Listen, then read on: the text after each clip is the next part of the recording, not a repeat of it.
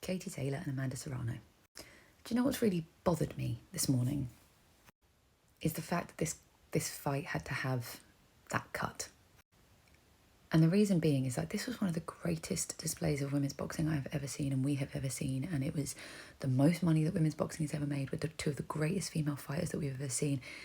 And it's come down to like people saying like, oh, Katie Taylor's been using dirty tactics and blah, blah, blah, blah, blah.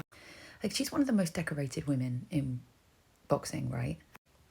And she, like Serrano highlighted, that she'd also caused a cut with the Chantel Cameron fight. And I'm like, that's like two people in her whole career that you want to hang your hat on and saying that she's a headbutter because of that. And I'm like, it's annoying because it feels like this could go on for 1,000 years, like never accepting who the winner is, because there's always going to be a thing to hold on to. Like last time Serrano was robbed, this time she was robbed. Like if Katie wins again, is she going to be robbed again? Now don't get me wrong, Serrano was absolutely outstanding. She was absolutely outstanding. And do I think that the decision was right? Up until about round 7, I was like, not sure. And then because of the cut, I assume, Serrano slowed down. I think also one of the things that Katie Taylor does, so you can talk about whether or not she was using cheap tactics or not, but if you watch her fights, her style is to box up, smother her opponent's work and work on the inside. So you see that in her other fights. That's not cheap tactics. That's not her trying to use her head. That's her fight style. Watch her previous fights. And the thing that I noticed that she does well is she pulls people into her fight. So in the earlier rounds, Serrano was using her range, using her power. Like she was outstanding because I know people are going to come for me. She was using her range, she was using her distance. And then later down the fight, she got pulled into Katie's fight, which was close body work, like working on the inside, which is where Katie is happy. So I'm aware, like obviously they were really mindful of the cut and like headbutting and all that kind of stuff. So Katie got a point deducted. But if you watch her previous fights, that's how she fights.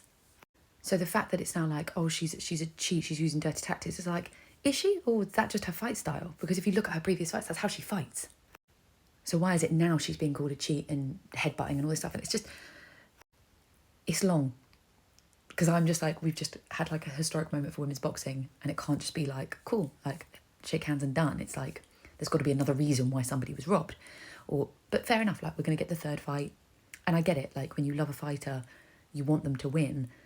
But it's just, is there going to be more of this? Is it going to continue this way? Where it's just like the next one if Taylor wins again. Do you know what I mean?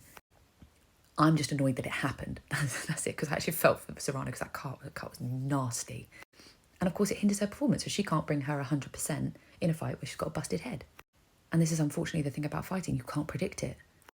So what I really hope, is for the next one, there is no ifs, buts and maybes. It's just, if Katie wins again, it's like put to bed. And if Serrano wins, then it's just like, people can just be happy. Do you know what I mean? It can just be like put to bed and done. And just allow those women to be celebrated for what they do and who they are. Because I feel like it's a little bit disrespectful to say that about Katie. Now, that's just my opinion. You might think it because I've already seen people be mad this morning and they love to tell me when they're mad. People are loud on their keyboards. And I respect that you're mad. When you love your fighter, you want them to win. And if you're not happy with the decision, you're not happy with the decision. You know, they marked her down for getting close proximity with the head. But like I said, if you look at her past fights, it's how she fights. So, I don't know. I'm just annoyed. I'm just disappointed because I just wish that we could have come out of this perfect world. I just wish we could have come out of this fight with like a celebration of women's boxing and a celebration of the result and a commiseration, regardless of which way it had fallen. But it feels like it's like there's no peace in the decision. And I feel for Katie Taylor because I feel like she came out and she did brilliantly. Like she did brilliantly. And I'm disappointed for Serrano because so did she. She did really, really well. And actually she was strong, man. She was strong. And I know that after everything I've just said, I'm now like, I'm excited to see the third fight. Boxing, so emotional.